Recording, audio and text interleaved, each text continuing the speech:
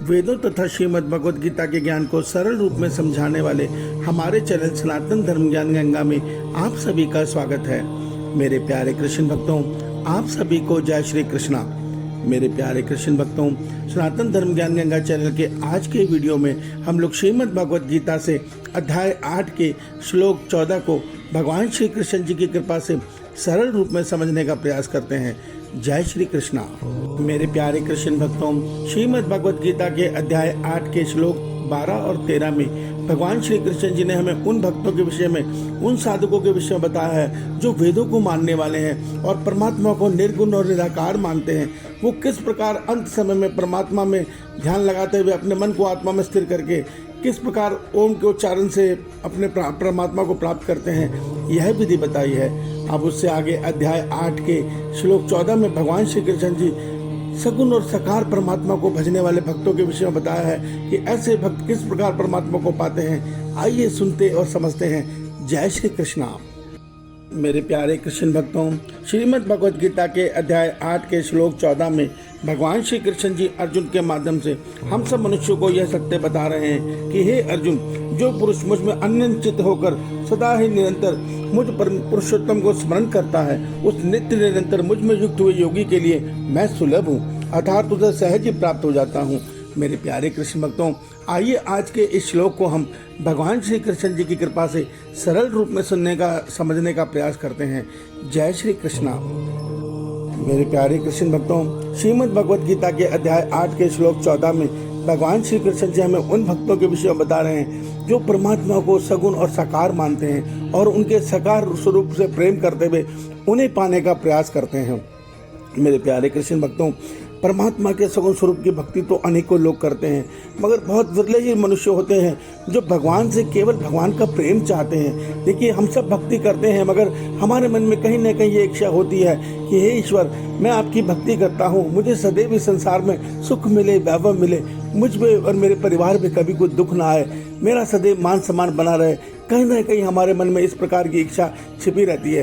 तो भगवान ने आज के श्लोक में हमें एक लाइन बताई है कि भगवान कहते हैं, जो भक्त अन्य चेता सततम, अर्थात भगवान हमें ये कहना चाहते हैं कि जो भक्त मुझे निष्काम भाव से हर समय मेरा स्मरण करते हैं, मुझ पुरुषोत्तम का स्मरण करते हैं, ऐसे भक्त को मैं सहज सुलभ हो जाता हूँ, अर्थात मैं उनके साथ सदैव रहता हूँ और वो उनको सदैव मुझे अपने पास ही पाते हैं।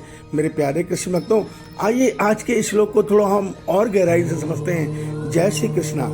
मेरे प्यारे कृष्ण भक्तों, श्रीमद् भगवद गीता के अध्याय 8 के श्लोक 12 और 13 में भगवान ने हमें उन भक्तों के विषय बताया है जो परमात्मा को निर्गुण और निराकार मानकर उनकी ध्यान साधना द्वारा भक्ति करते हैं। और आज के श्लोक में भगवान इसके विपरीत उन भक्तों के विषय बता रहे हैं जो भगवान के को सगुण और साकार मानते हुए उनके एक स्वरूप से प्रेम करते हुए उन्हें पाने का प्रयास करते हैं। देखिए, यहाँ पे एक बहुत बड़ा फर्क है। जो निर्गुण और निराकार की भक्ति करते हैं उन्होंने परमात्मा के किसी स्वरूप को नहीं देखा, और जिस स्वरूप को हमने देखा नहीं है उससे अन्य प्रेम जागना बहुत मुश्किल काम है। मगर जब हम परमात्मा के सगुण साकार स्वरूप को देखते हैं, जो सुंदर स्वरूप है, उसको देखकर हम आसानी से श्री राम जी या श्री कृष्ण जी से प्रेम कर सकते हैं। भगवान कहते हैं, जब मनुष्य मुझसे प्रेम करता है और केवल मुझे पाने की चाहत रखता है और वो अपने हर कर्म को करते हुए केवल मुझ में ही स्मरण करता है। देखिए, भक्त जो सच्चा भक्त है वो जब ये सत्य देख लेता है कि इस संसार में परमात्मा के अतिरिक्त किसी अन्य की कोई सत्ता नहीं है। अध्याय 7 के श्लोक 19 में परमात्मा हमें बता चुके हैं कि भगवान कृष्ण जी कि इस संसार में सब कुछ मैं ही हूँ।